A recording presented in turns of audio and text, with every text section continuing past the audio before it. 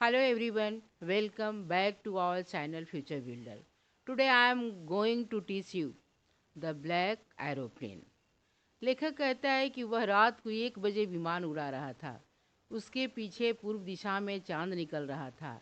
उसके ऊपर साफ आकाश में तारे चमक रहे थे। वह अपने पुराने राकोटा विमान को फ्रांस के ऊपर से होते हुआ वापस इंग्लैंड उड़ाकर जा रहा था। वह अपनी छुट्टी के बारे में स्वप्न देख रहा था।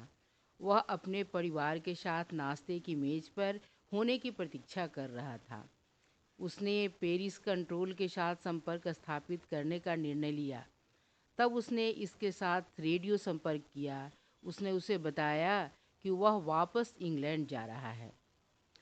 पेरिस कंट्रोल ने उचित रूप में स्वीकारा। उसने उसे 12 डिग्री पश्चिम मुड़ने के लिए कहा। वह ठीक उस दिशा में मुड़ गया। हर एक चीज़ ठीक बीत रही थी। उसके पेरिस लगभग 150 किलोमीटर पीछे था। फिर उसने तूफानी बादल देखे।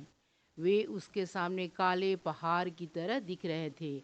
वह जानता था कि वह उनके ऊपर से उड़ नहीं सकता था। उसने क्षण भर के लिए नहीं जाना कि वह क्या करे। उसने पेरिस वापस जाने का निर्णय लिया, परंतु वह पर भी जाना चाहता था, इसलिए उसने खतरा ले लिया और तूफान में उड़ा। अपने विमान के बाहर वह कुछ नहीं देख सकता था। हर एक चीज़ काली थी। पुराना विमान कूद रहा था और हवा में इधर उधर हिल रहा था। उसने दिशा सूचक यंत्र पर देखा, वह खराब हो चुका था। उसने पेरिस कंट्रोल के साथ संपर्क स्थापित करने की कोशिश की, परंतु उसने के साथ भी संपर्क स्थापित नहीं कर सका। वह तूफान में खो गया। फिर काले बादलों में उसने एक दूसरा विमान देखा।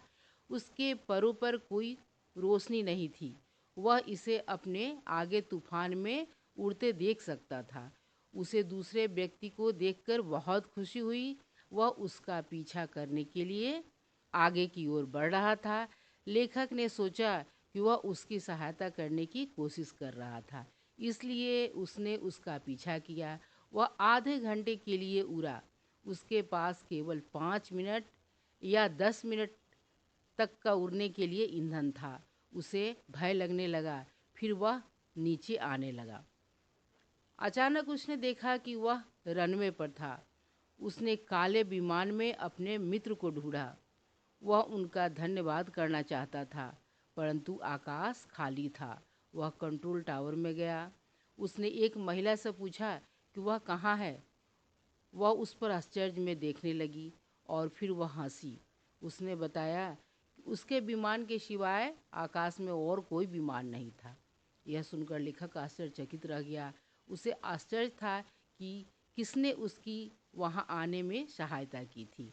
वह बिना दिशा सूचक यंत्र या रेडियो के था। उसके टैंकों में अपर्याप्त ईंधन भी नहीं था।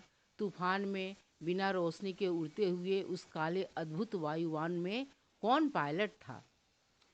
इस तरह उस ब्लैक एरोप्लेन वाले ने लेखक की मदद की आगे की ओर विमान उड़ाने में। तो फिर हम अगला चैप्टर जानने के लिए आगे का वीडियो देखेंगे।